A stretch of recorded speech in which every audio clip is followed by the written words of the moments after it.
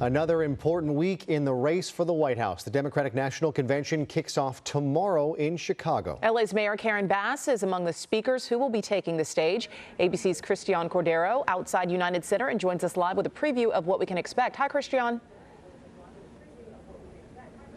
Hi, Michelle, Jory, good to be with you both. So the balloons are up in the rafters, the stage is set down below, and delegates are arriving by the thousands here in Chicago.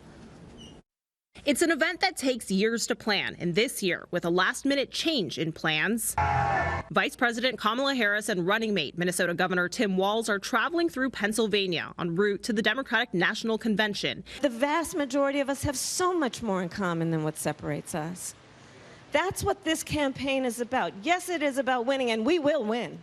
And we will win. In the arena this week, a packed schedule that includes speeches from the Obamas and the Clintons. It starts with President Joe Biden on Monday, less than 1 month since he dropped out of the race. Well, I think the momentum is continuing to build, so I don't think we've reached even the top of where the momentum is going, and then we just need to roll on through to November. A new ABC News Washington Post Ipsos poll shows the Harris-Walz ticket going into the convention with momentum, leading among all adults 50% to Trump and Vance's 45%, outside the margin of error.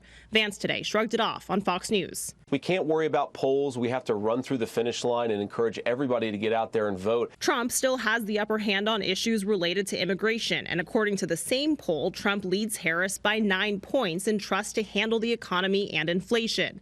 Harris recently pledging to build more housing, down payment assistance for first-time homebuyers, and a ban on price gouging on food and groceries. Trump calls her agenda, quote, communist, instead vowing mass deportations and increased tariffs. I want to cut taxes on Americans while putting tariffs on China and foreign countries, to bring our jobs back home to Pennsylvania, and to take in billions and billions of dollars.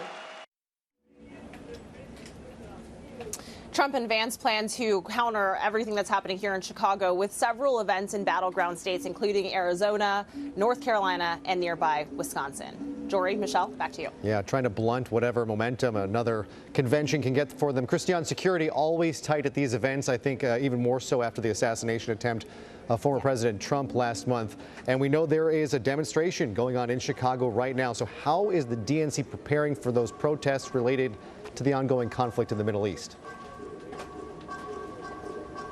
Yeah, I think the bottom line is that nothing should be a surprise at this point, right? It's something that they prepared for as the audio check, the sound check happens right behind me.